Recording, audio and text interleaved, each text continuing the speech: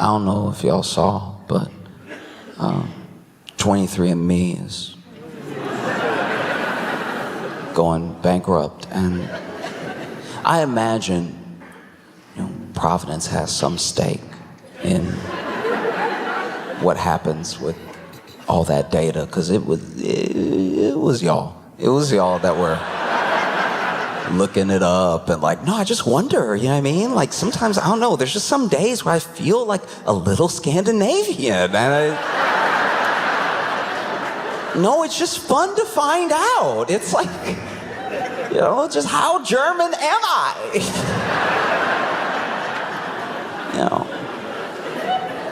And you get those percentage breakdowns and stuff. It's like, all right, do you? I don't know. I wonder. I truly wonder. I knew they had some black people in the commercials, but I do wonder how many of us it was. Because every time I saw an ad for like a 23andMe, I was like, I have a general idea.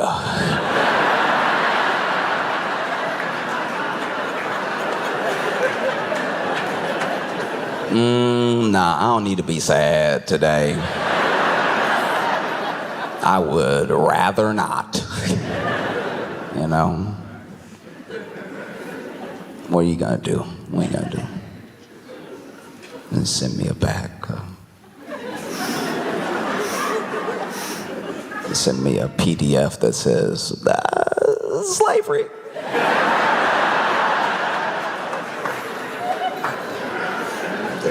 They got you. No, I was good. And one of the reasons that was good is that early on, like I'm finally vindicated where I can say this and not seem crazy, because even at best, if my thing is like wrong, it still wasn't the best business plan, so they're going to, so I don't look as, because my friends looked at me like I was out of my mind. I had so many friends, all white. I had so many friends doing 23andMe, and I was like, don't do it! And because I was a truther. I was like, look at what the company is doing and look at what they're researching. Yeah, I mean, there are so many of these like heritage companies that are also putting money into pharmaceutical industry. And it's just to figure out how much of something people get when they're a certain lineage, invest in those drugs, expecting that thing to finally pop up one day. And people were like, that's so paranoid.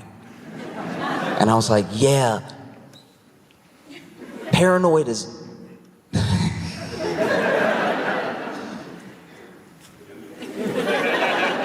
Paranoid is like why I won't do the thing. Like, okay, how do I put this?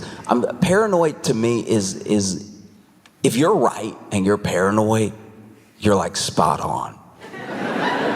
If you're paranoid and you happen to be wrong, you do start to be crazy. Like that is what a crazy person, like that's, now I'm crazy. If I was wrong and they were just a blossoming company and they were only helping the world, I'd be that one dude on the corner, don't take it. I mean, that would be me.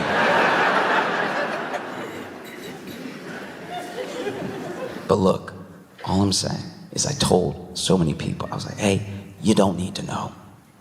You made it through. Because then I had some friends where I was like, you don't even need to know because I can tell you. How about that? I'll do you that favor. You don't need 23andMe, I'll do it for you. I have a friend who, okay, these two friends, they're the sweetest, but they make marriage such a curiosity to me because I don't get, okay, she had kind of given him this ultimatum, right? Like really, go ahead and like, we're either doing it or we're not, you're either in this or you're out, right? And so then he went ahead and proposed and they got married, they're still married. And I don't know, like as a bystander, his friend, closer to him than her, I don't know why she would do that to herself, right? Because I went out to dinner with them one time, third wheeling it. It's okay because they're married. It's not awkward. I'm just chilling with my buddies, right? My buddy and his wife, who I'm now friends with as well. And the server comes over and we're ordering. And then the server asked if there were any food allergies. I said no. And he turns to her and goes, "Do I?"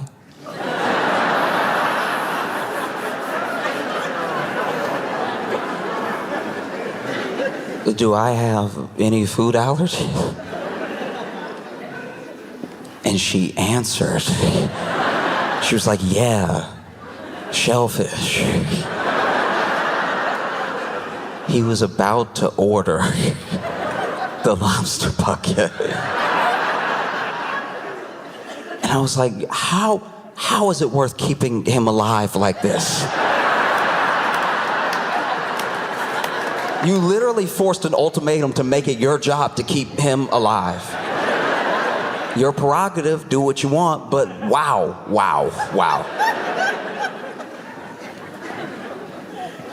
You ever been driving and then you see like an animal on the side of the road and you're like, oh, we have to do something, someone might hit that animal, and so then you stop the car and you catch it and you put it in the back seat and you take it to like a local shelter or something, and they're like, hey, so sorry, we're really overrun. So then you take it home and it sort of becomes your dog over time, and you love it and you take care of it and you keep it alive. And that is exactly what she did with my friend. With my friend, she saw this dude who, if left to his own devices, would eat all the shellfish, not fully hitch himself, fully just get a puffed out head. And she was like, no, I need to not only stop that from happening, I need to make him my entire responsibility. And so when she was like, yeah, shellfish, and he was like, oh, right.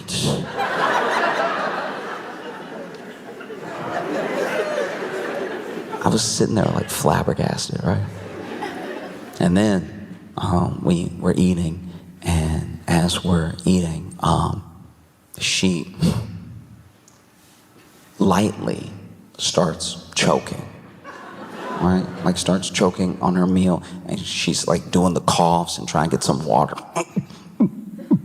Like just you can hear her trying to force it out, and we both recognize that she's choking, and we both we don't fully stand up because we're in a booth, but we start to like push up a little bit, like as if we're gonna have to get up, and I'm about to come around, and then he's like, spit it out.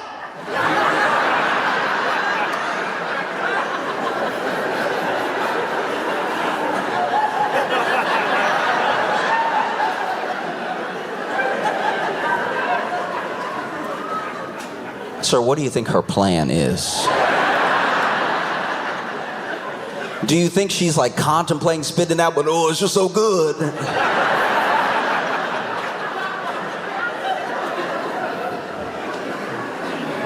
I bring up this entire thing because he did a 23andMe. And I was like, bro, I can tell you right now, all right? You're half jackass. You're a quarter dumbass. And you're another quarter ass. He has a very big butt. He is thick. No, it's insane. Because then 23andMe not only was getting everyone's like data that had their DNA, also home addresses, also payment methods. So there's so many different things that are bad about a breach to 23andMe versus like a breach of Target or a breach of some other company that has a whole lot of credit card transactions, right? There's like actual things about you as a person in there. And I know as Americans, we don't care about our data. We don't. Our data, man, look. We gotta start respecting ourselves. For real, we are out here loose with our data, all right? You know what I mean? I'm not trying to shame, myself included. We are slutty with our data. Letting anybody get it. Anybody can get it. Anybody that feels like typing can get some of it. Not careful anything. We could have VPNs. We could have so much stuff. No. let's be a little loose. There was already a data breach of 23andMe, and that freaked investors out. It freaked people out. It's like, what do people want with like my DNA results? You know, and then that stuff was apparently sold on the dark web in bits. And it's like, that's terrifying, because I don't know what the dark web is. Everybody keep talking about the dark web, but whenever I go to Safari, it's just regular web. Everybody talking about the dark web. I don't know. I'm not even saying I want on. I just don't know how to get on, which scares me because I feel like I might accidentally get on one day. Do you know what I'm talking about? You know how you could go somewhere? Like, to me, the dark web feels a lot like gang territory. When I was growing up, if you go on a long enough walk, you end up somewhere you're not supposed to be.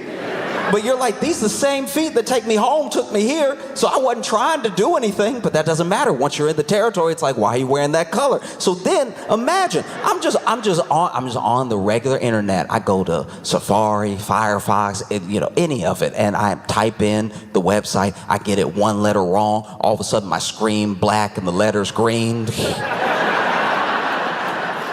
I'm sitting here trying to get out the matrix as fast as I can. And police quick with it now. They kick open the door like, why you on the dark web? It's like, no, it was my thumb. It was my, I didn't want this at all. So yeah, apparently a bunch of our data, a bunch of our DNA results are already on the dark web, which is insane. And then you have 23andMe, to their credit. This is why business is scary in the US, right? We get mad at companies for creating a product. And they used to create a product. Our parents and our grandparents know about this. They used to create a product and they put together the pieces. They had the best pieces to make the best product. And so if it ever broke down and you understood how the product was made, you could buy one of those pieces and fix that product, right? It's why our grandparents had TVs from the 60s.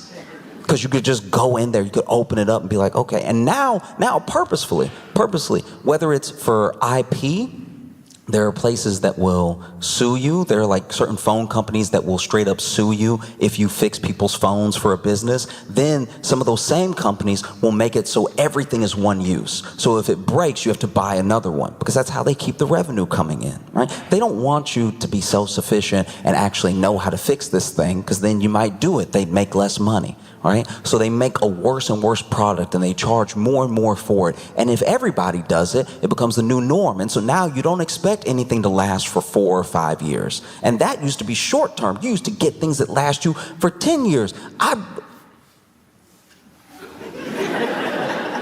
My boy's granddaddy had a laptop. It might be the first laptop. It's honestly so old we can't even tell what the brand icon is, because that wiped away a long time ago. This computer looks like it was made in the movie Dune, like it's futuristic and old at the same time. And you turn it on and the on button is hard. It's extra hard. You gotta press it with some girth. You gotta really lean on that on button if you want to turn it on.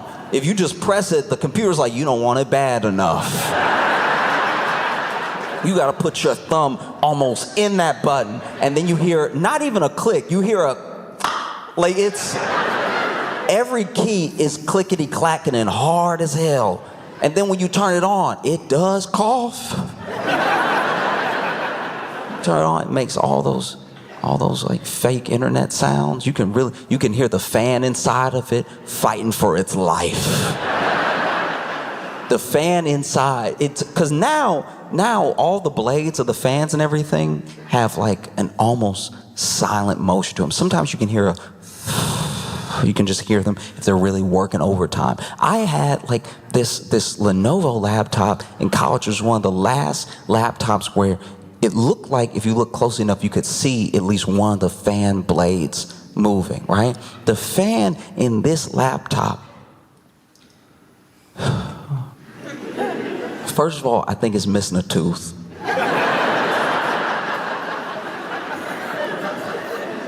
Cause it's trying, it's coughing and it's trying, and you can hear it.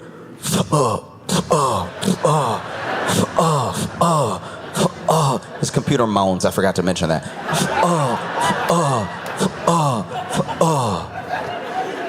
And then, if you want to turn on Wi-Fi, there's nothing clickable. You want Wi-Fi? You got to hit that switch.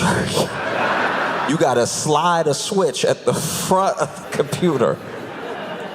And then you get a little stick with the little edges on the side. Beep, beep, beep, beep, beep, beep, beep, beep, beep, you know. This laptop got everything but an antenna. And his granddad knew computers, or at least he knew computers well enough back when computers first came out, like first computer, just little 0, little 1. He had it on lock. And so he fixed his laptop over and over and over again for years, to the point where even now it'll turn on. You gotta press extra, you really gotta lean your body over it, but it'll turn on. And that day is gone. We're not in that anymore. We're in the world of tech companies putting out their products and soldering it to make sure that if you open it, you destroy it, right? And 23andMe, to their credit, they came up with a good product. They came up with a very good product. The problem was you only needed it once. And so that was pretty much their undoing. Some people are gonna say it was marketing, some people are gonna say it was general business plan.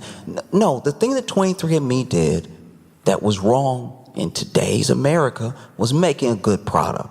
People only needed it once and then they could forget about it. And they tried the subscription thing, they tried it, and people, even my white friends were like, no, I got it. I mean, you said 45% Scandinavian, I'm gonna take your word for it. I don't need to keep spitting in cups and sending them to you. That was the other thing I didn't trust. You know what I mean? Like, you just spit in a cup and mail it. Nah. Admittedly, that was a black thing for me. I was like, I'm not just gonna put my DNA out there for someone to have in case. Imagine now your mailman a murderer. He see that 23andMe package, he's like, this'll do nicely.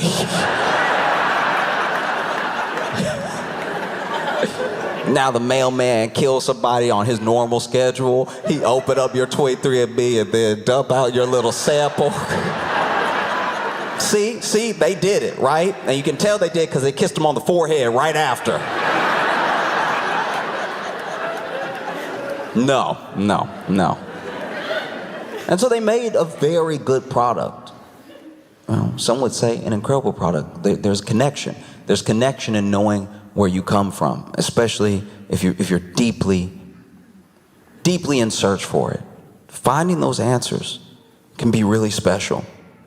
Not special enough for me to spit in the cup and then mail it, because it's like, nah, you're not gonna get me, right? But one day, in some way, maybe, it'd be beautiful to figure out exactly where you come from, trace your entire lineage and everything like that. But a good portion of our life is genetics, but another portion is of where you come from are the people around you. The people that raise you are where you come from. Your environment is where you come from. Your culture, your community are where you come from. You know, if you have a good handle on those things, you know yourself. All the rest of the stuff is just gravy, you know? Because they tried to do these like home diagnostics, and that was a very bad idea.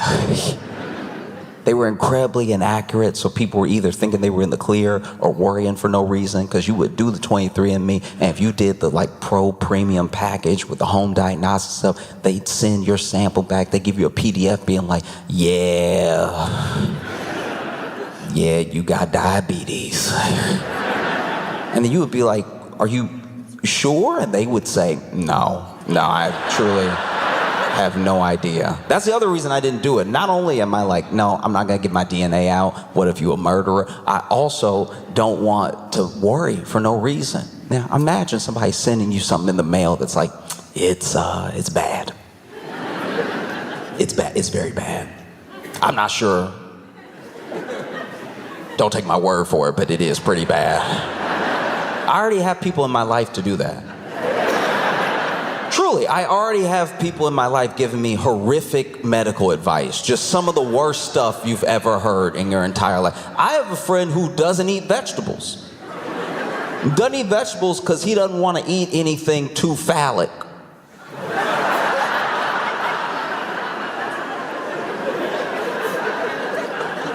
I was like, well, explain your logic to me. And he was like, no, just dog, like, why, you want me to eat a cucumber? Try to bite a cucumber right now. It's all in your face, all hard and stuff. Not me. Not me. A carrot? No.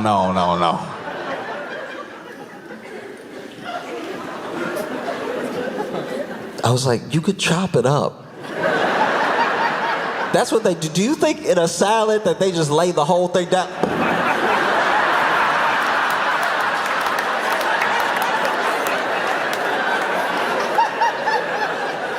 What are you talking about? Chop it up and eat your vegetable. He's like, no.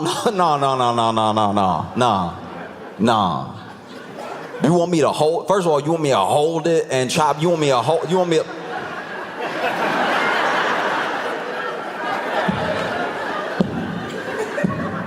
No. That might give me nightmares, dog. I'm like, all right, yeah, be deficient in everything then. Just walk around needing a nap twice a day. That's on you. Horrific medical advice.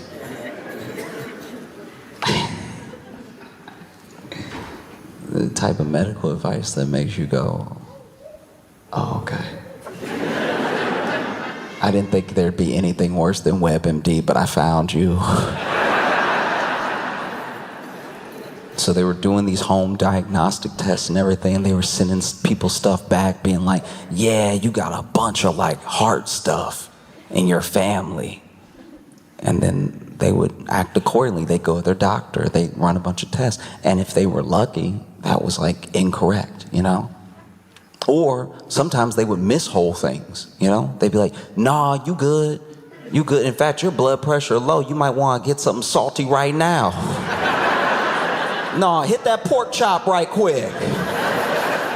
You have the pork chop, all of a sudden you dizzy. Why is my whole left side hurt?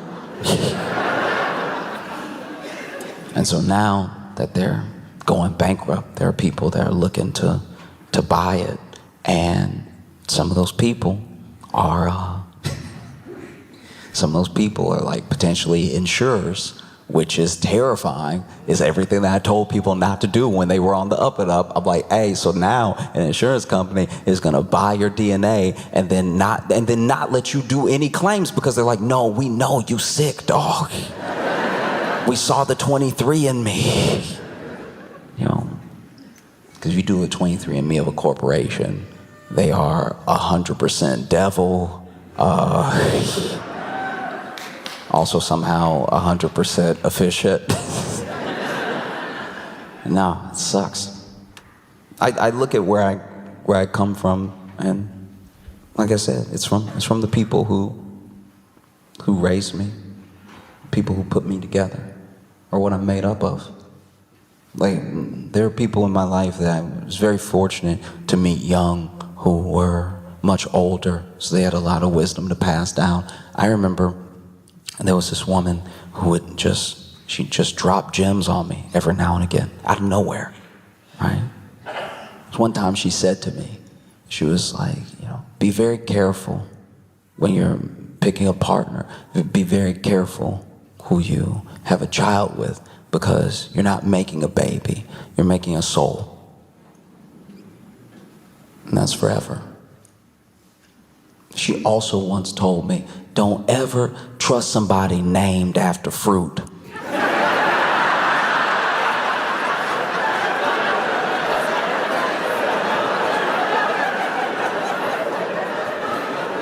And I was like, what? And she was like, seriously, if somebody comes in your life named Clementine, she a hoe, all right?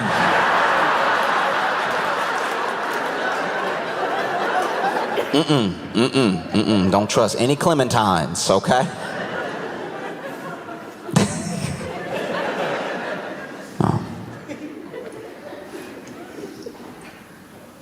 out of nowhere one time, she told me. We were just sitting, and she was saying this about people, but she was like, when you finally see yourself the way that the people that love you see you, what a wonderful world that'll be. That's all the world's missing. It's people that see themselves the way that the people that love them see them. Truly, like, there's, in everything that people do and everything we search for, we try to find it in all these other places, but there's a level of acceptance that other people have for us, and sometimes we reject it or we think we don't deserve it. But if we could see ourselves, you wish it. You wish it on people when they're battling addiction and depression. You wish, it's like, oh, I just want you to see yourself the way I see you. If you saw yourself the way that I see you, you wouldn't feel this way about yourself. You know? She also once told me never get in an argument with a woman and then eat the pie she makes after that argument.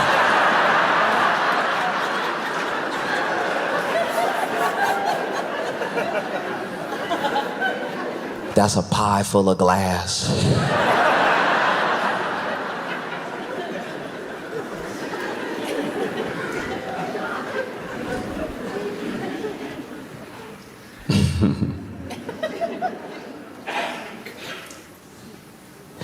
One time, she told me, I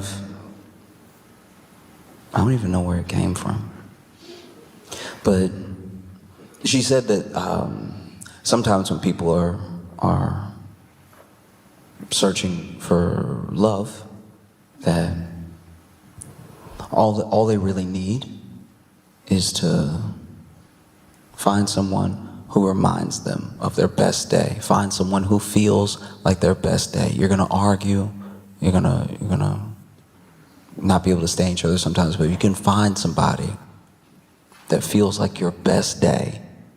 You won't always be happy, but you'll be like really in love. She was like, you find someone who feels like the best day that you've ever had.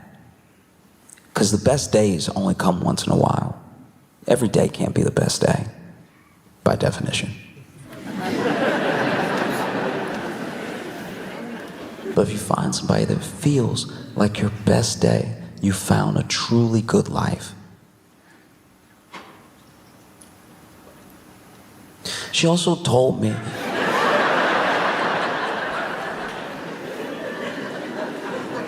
that one time she got in an argument with her ex-husband, and she decided to let it go in that moment, you know, and bake him a pie. And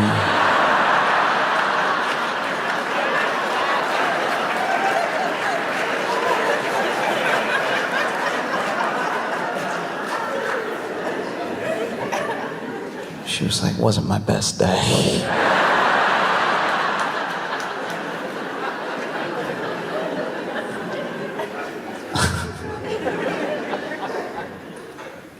I understand why people would want to do 23andMe, and I understand, at least on the surface, why they went bankrupt. They made the mistake of making a really good product and giving it to everybody, and everybody only needed it once. And that is tough. That's tough to watch people use their thing, watch that valuation go up. At one point, it was worth $6 billion.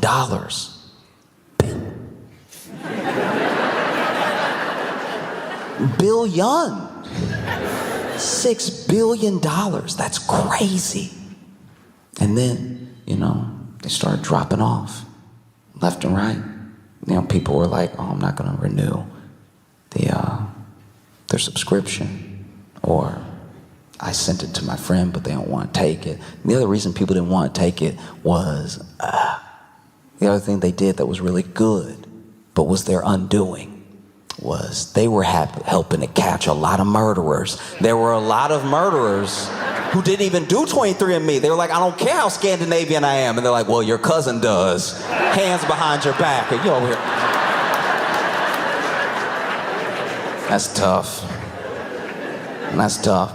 You know what I mean? Because look, listen. I'm not rooting for criminals, okay? But how would you feel if you did all that planning?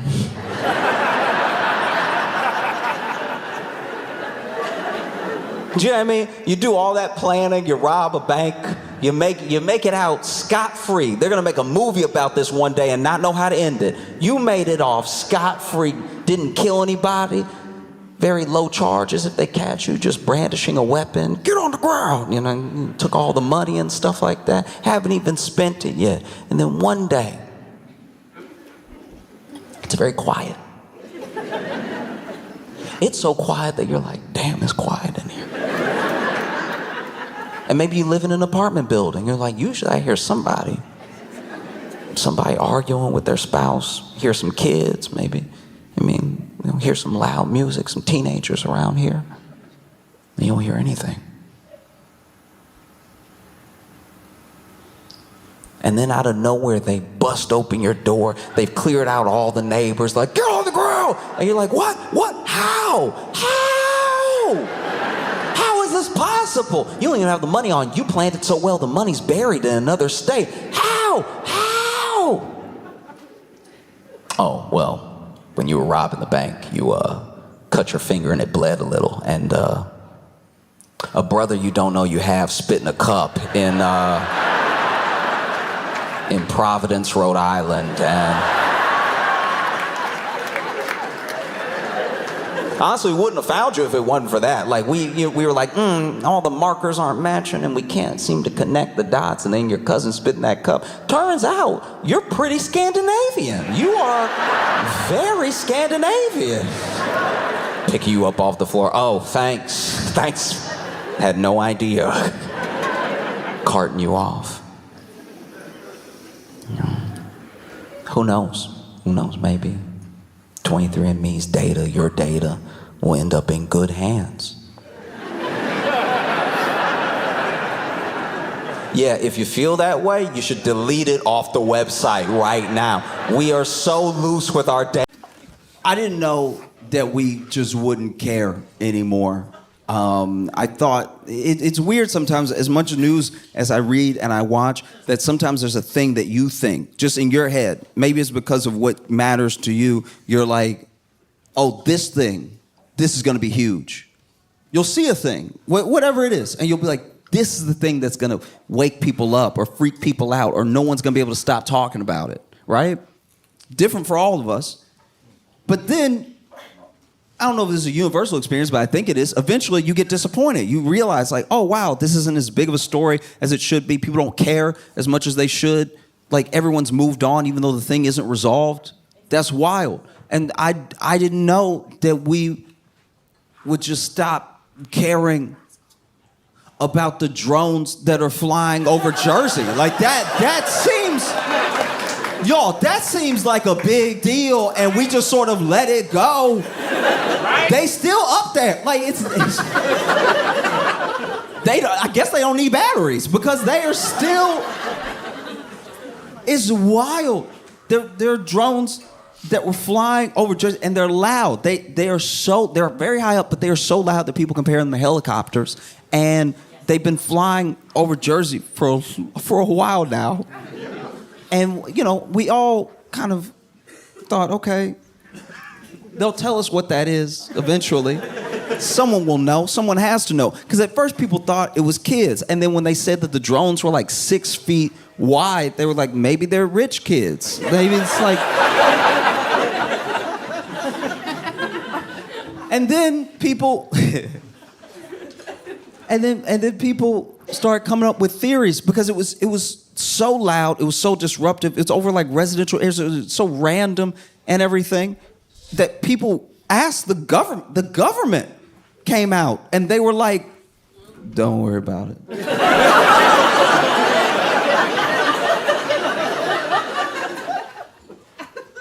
Don't worry about it. The government has never said, don't worry about it.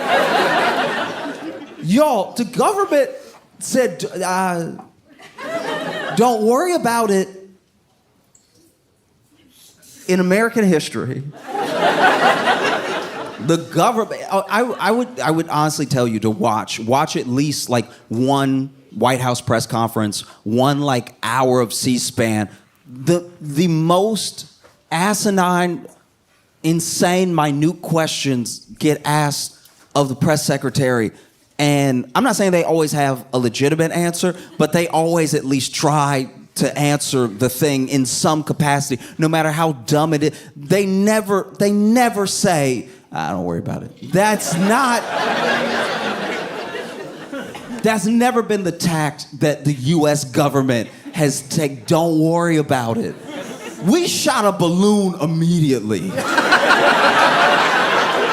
Remember that balloon that we couldn't tell because none of the pictures looked clear enough if it was a child's balloon or if it was actually a spy balloon? But we shot it, I think, with a missile and said, that was a spy. That looked like China.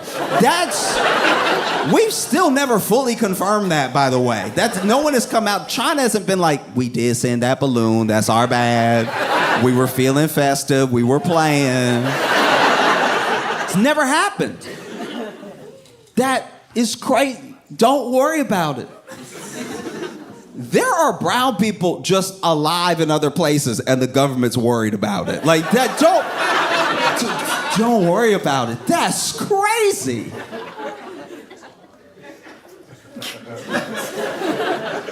So then people started to come up with their own theories, you know? People started to be like, I don't know. I mean, I think it's a foreign entity. I think it's a foreign entity doing reconnaissance. They're spying on us. It could be China, could be anybody. They're using these drones to spy on us. And I was like, oh, okay. Maybe China sent a drone as loud as a helicopter with lights on it to spy on Tony's house. Like maybe there is a foreign government that has the money and the resources to send so many, it's like a bunch of them, so many drones over that can just stay up in the air forever and can evade when people try to like shoot them down and everything. Maybe a government has all the money and technology to do that, but they don't have Google Earth.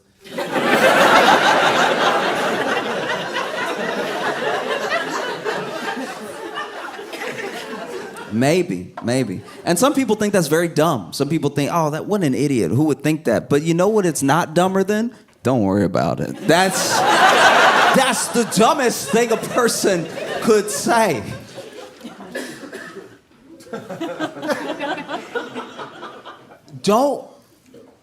I want to make sure we all understand that. Don't worry about it. Y'all, I am so scared the government is out of money. Don't worry about it is the most broke parent thing to say.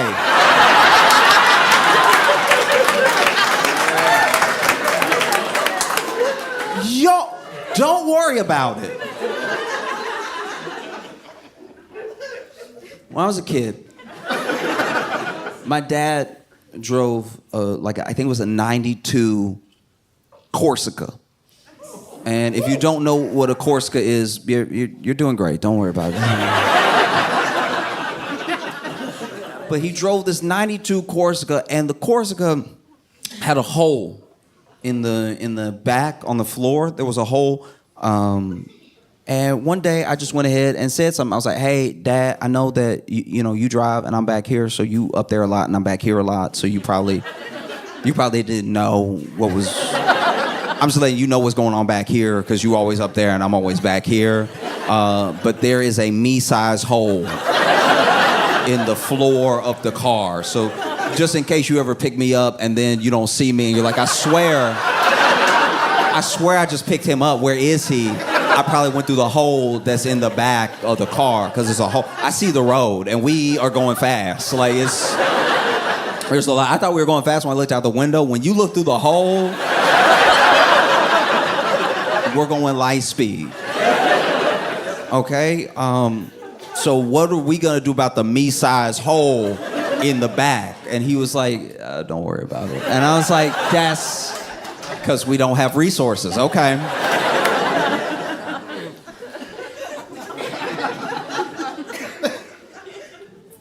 I had a babysitter one time that was making me some dinner, and I don't know. I'm assuming that the babysitter could only cook what we had in the pantry, and I don't know what the ingredients were, but then when I was served the dish. You ever had something where you're like, should this be on a plate or in a bowl?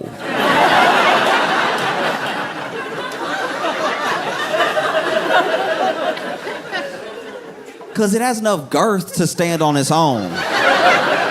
But it's soupy enough to need some collection, to need some guidance as a dish on where to be, you know? And so I asked my babysitter, I was like, what is this? And she was like, don't worry about it. And I was like, oh, okay. This is a broke meal. That's what's been cooked for me right now, is something that only happens when you have ingredients that cost 23 cents and you put them all together to make a full $2.25 meal. The only thing that you did to cook it was add heat, but you didn't cook. It's all hot. Broke ingredients together on a plate that should be a bowl. Because there's a lot of water running off the side. But don't worry about it, all right? Okay.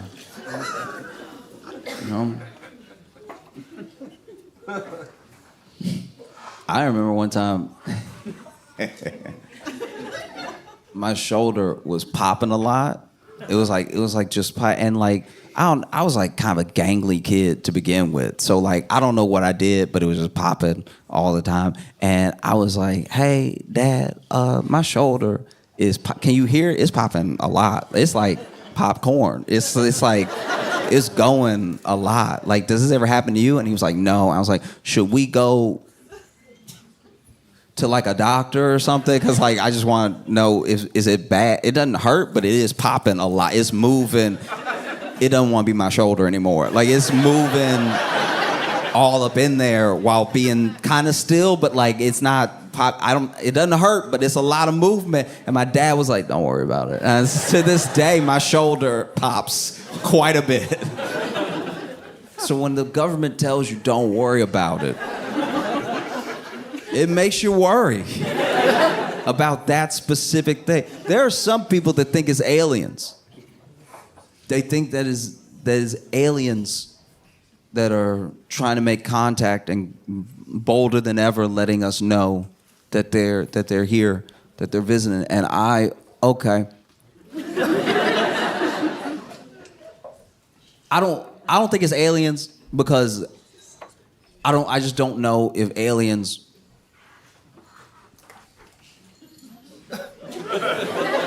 I'm really not being disparaging when I say this. I'm just being honest.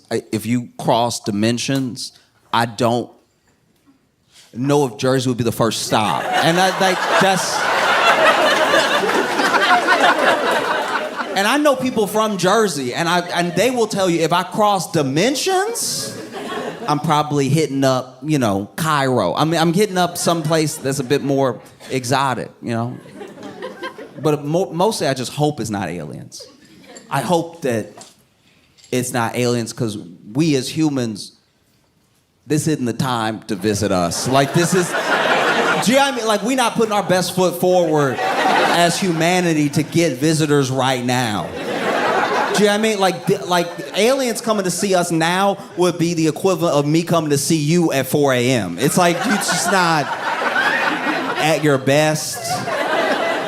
You like kind of have morning breath, but kind of not. Like it's bad.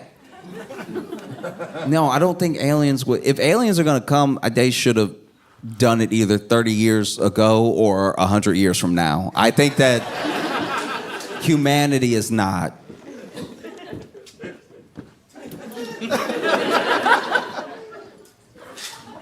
We're not good for visiting right now. You know what I mean? Like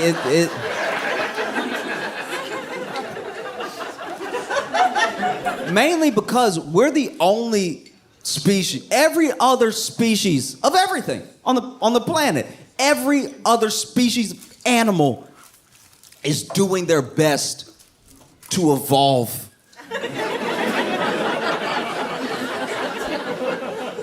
They're trying to go in the direction that forwards the species that, do you know what I mean? That they will still be around, hopefully.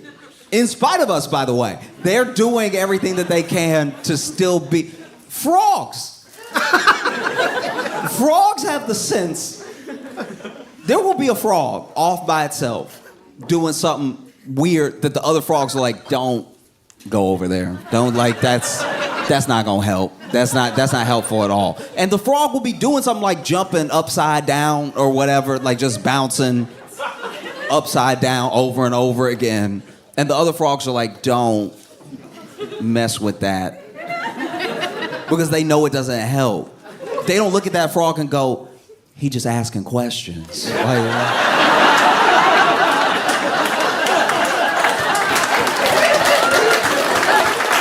Yeah, I mean, like he a free thinker. That's what that is. That's why he jumping upside down. Why y'all all jumping right side up like some sheep frogs? Why don't you start bouncing upside down for no reason? See if that doesn't do something to your mind. No, they're like that's not gonna be helpful, and let's all just kind of get that out of the gene pool as best as possible. Oh, we're not serious at all. It's painful. Genuine. And I'm not just talking about like Americans, by the way. Like we're so self-referential sometimes that it's like any critique of humanity sometimes sounds like I'm just critiquing the. I'm talking about people, all of us, planet Earth, all of us. We're not doing the things that would take to make a better world for us. You know, everywhere you go, it's happening. I don't know if you was seen it. It was in Peru.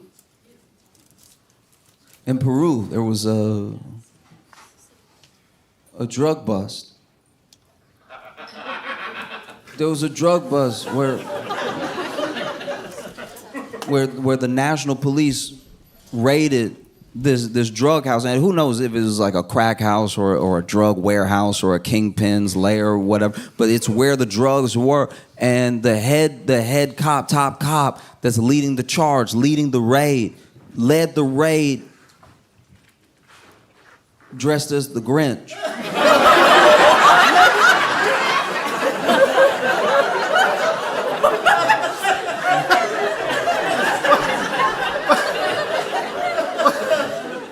That's unfair to everybody in this situation, all right?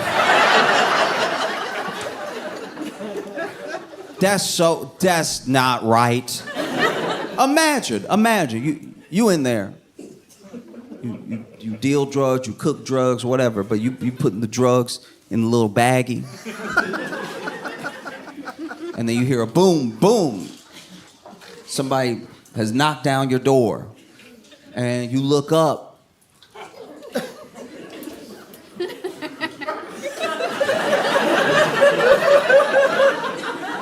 And it's the Grinch. And you think to yourself, actually, you know what? Actually, I do have a sinus infection.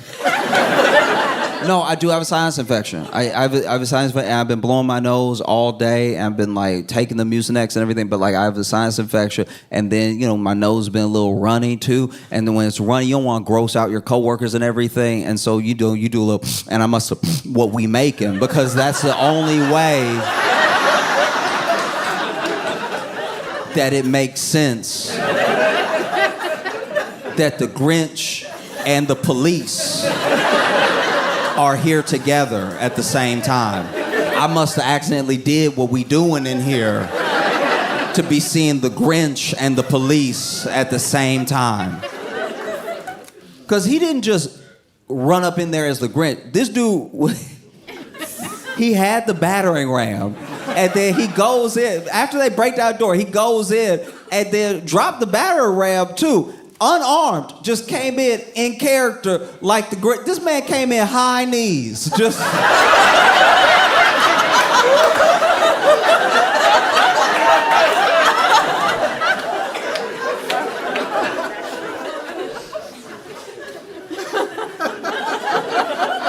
This man came in high kneeing like the Grinch. That's unfair to the police officers doing the raid, because imagine you about to raid this house, right? And you don't know what could be in there. If they got drugs in there, they might got money in there. And if they have money in there, then they probably got some weapons in there to protect that money, protect those drugs from other gang members or just from the police, right? So you are about to risk your life going in. You fit it up. You have the AR-15 and everything. You getting ready to go. But then ahead of you,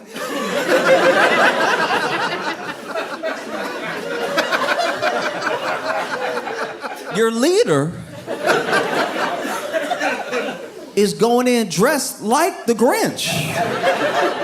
And then he battered the door down and run in. You gotta run after him and make sure not to accidentally shoot him while he over here high kneeing in front of everybody, moving all crazy. Because they did everything like you would normally see in a raid, like get on the ground, everything. But then the Grinch. Sometimes people try to get in character, and I don't think they understand the character, because I need to listen to it again, admittedly, but I swear he was making noises that the Grinch doesn't make. So then they were like, get on the ground, and then he was like, it's like, that's not in there though. That's not in the movie. That's not in the book. What is that? That's not, you're not even speaking Spanish or anything. Just, it's like, in what work? Because you can tell, even as they getting arrested, they're like, but is he with y'all? Like, no, I'm getting on the ground. I'm asking though. Like, he's just moving all weird in here. Like, what is that? I'm getting on the ground. I'm just saying.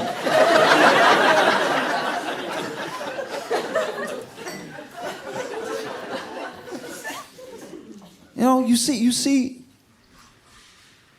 a country like Peru. I don't know the drug laws. I don't know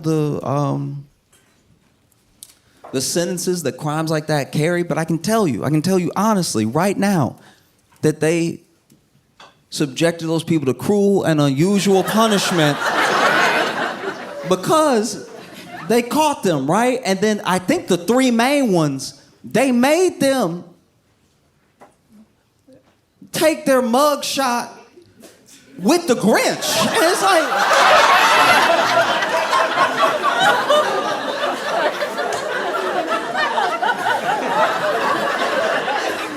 what other reason could there be other than to ruin a person's life? To completely diminish all street credibility than to make them take a mug shot with the grit. They over here, and I'm sure they didn't answer any questions, because if you can Google this, look at the picture later. You see them in the picture being like,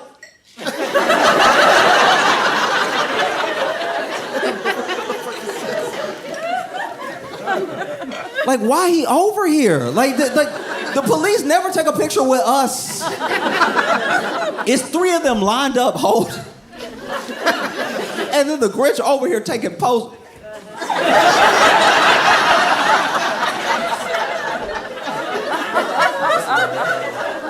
Looking all proud.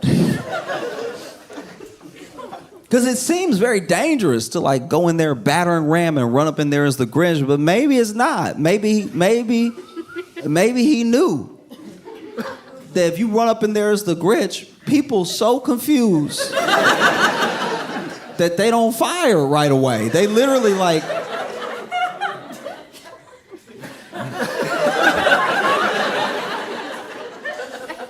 You see the Grinch, right?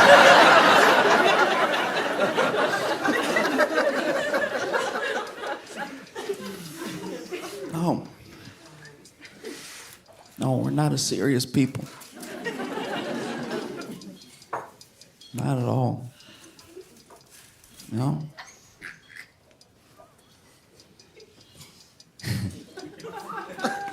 It's okay. I've been very excited to come back to Portland because I came here in February for some shows, and normally when you do comedy, you go places like once a year, because usually when you go somewhere, the place you went to is like, that's enough.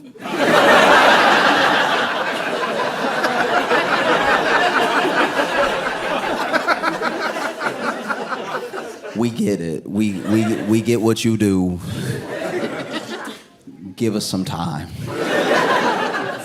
But I was able to come back, so soon, and I love being here. I love doing shows here and everything. I love coming to Portland because y'all don't wait. You hit people with Portland as soon as they land. Like it's like.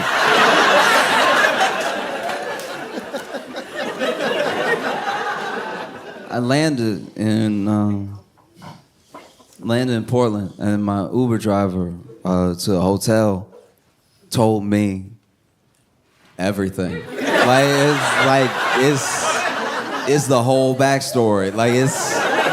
It was a lot. Okay, so off top, right? So he basically was in a relationship, then married, and is now divorced from apparently the devil. And so then. So him and Satan, they still share a child, a cat, and a timeshare. And sharing all these 3 things with Lucifer has really made it difficult. It's made his life very hard. And I was listening to all of the woes of each thing, like the child, the cat, the timeshare, and I was like, oh, okay, well, if I'm being honest, you only really gotta love like 2 of those. You know what I mean? Like the timeshare. The whole point of a timeshare is that sometimes you're there and sometimes you're not. So like, just be there when the devil's not there, and then let the devil have it sometimes, because that was always what was gonna happen. The cat, look.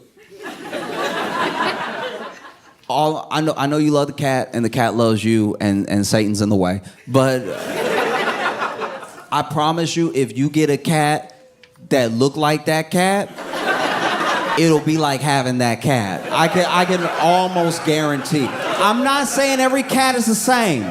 I'm just saying that a lot of cats, when he described the cat to me, he was like, oh, she likes to cuddle sometimes, and she sleeps most of the day. And I was like, that's cat.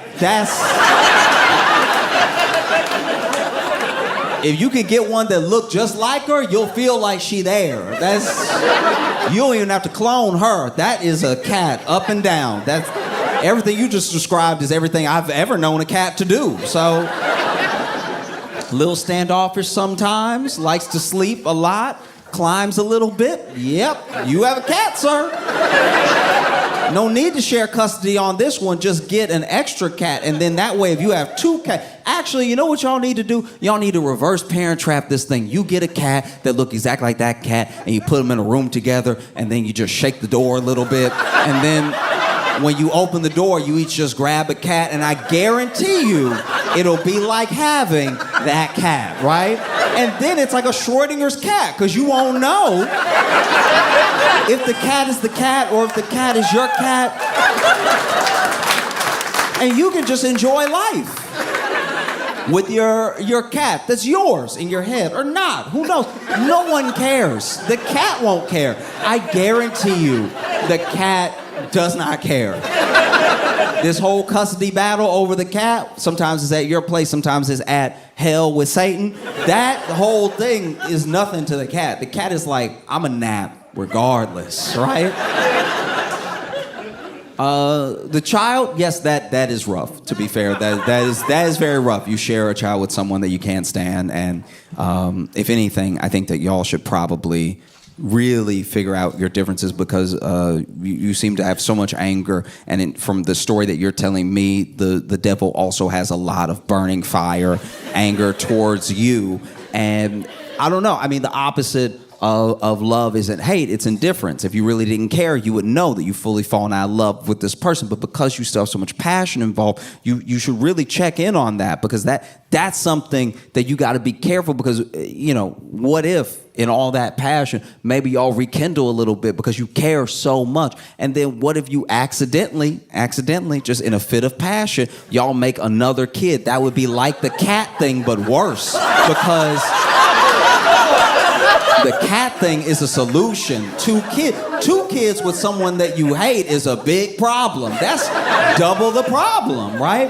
And so then, I guess he wasn't really trying to hear what I was saying, but I only said any of that stuff because I was like, if you tell me your whole life, I thought that you would want some notes on what was going on. I didn't think that you would tell me your whole life and then just be expecting me to. You might as well talk to yourself when you're in the car alone. If you don't expect me to respond to any of it, so then I just laid it all out for him the way that I saw it, Go ahead and let the devil share your timeshare and everything. Go ahead and get another cat. Make sure you figure out the problem so that you can raise this child in a healthy environment. And I don't know if I rubbed him the wrong way or something, but he was like, hey, we been here. You can get out at any point. And to be fair, we had been at my destination for 15 minutes. I was just sort of in the car chopping it up with him because honestly, we got to my hotel during the timeshare portion. So the cat and the kid was just, I was trying to get my thoughts out real quick, and he was like, yeah, but I do, this is my job, and I'm trying to leave, right? And I was like, all right, but I just thought that maybe it would be helpful. Yeah, I thought it would help, to let you know. And hey, you a good person and everything. You clearly an open person. You told me everything, and you don't know me at all, and you don't know who I'll tell. And so the idea that you're so trusting is both a pro and a con of being in relationships, because it's you're trusting enough to pour out your heart to a total stranger, but also sometimes that trust can either be betrayed or misused, which is what it sounds like the devil did to you according to your story and everything. And he was like, I can get your suitcase for you if you need.